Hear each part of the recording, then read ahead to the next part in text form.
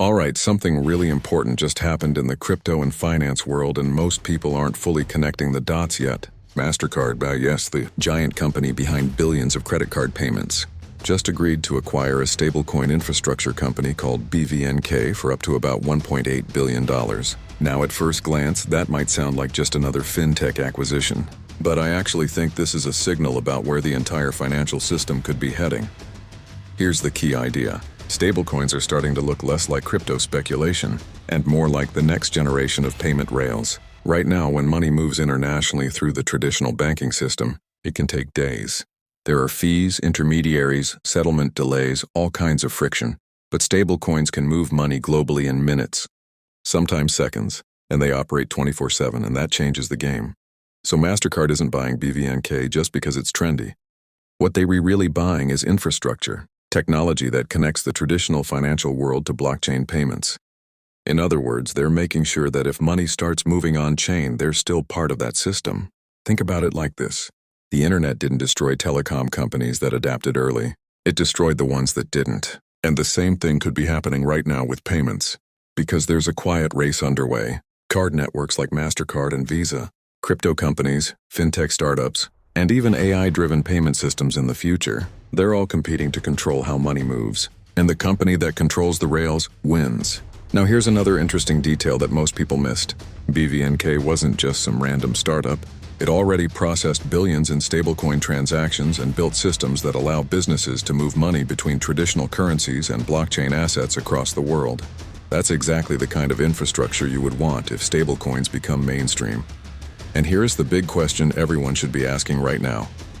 Are we moving toward a crypto world? I don't think we're going to wake up tomorrow and everything is crypto. But what's much more likely is something even bigger. A hybrid financial system, where you swipe a card or tap your phone, and behind the scenes the payment might settle using stablecoins on a blockchain. You wouldn't even notice. But the cost of moving money would drop dramatically, and speed would increase. Now if that happens, this acquisition might look incredibly smart in hindsight. Because Mastercard isn't reacting late. They're positioning early. And historically, the companies that own infrastructure during big technological shifts tend to become extremely powerful. Railroads in the industrial era, internet providers during the web boom, cloud companies in the software era, and maybe now, payment rails in the blockchain era. Another reason this matters, and crypto investors should pay attention to this, is that institutional adoption usually happens quietly before the big narrative hits mainstream media. First infrastructure, then regulation, then mass use. And we're starting to see that pattern forming. Major payment companies integrating stablecoins, governments working on crypto legislation, and businesses experimenting with blockchain settlement. Put all of that together, and it looks like the financial system is slowly upgrading. Not replacing itself overnight, upgrading. So the real story here isn't just that Mastercard bought a crypto company. The real story is that traditional finance is preparing for a world where blockchain payments are normal. And if that happens, we may be watching the early stages of the next financial internet. All right.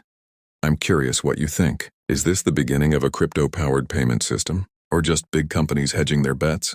Let me know in the comments. And if you like content where we break down what's really happening behind the headlines in crypto, AI, and tech, subscribe, because the next few years in this space are going to be wild.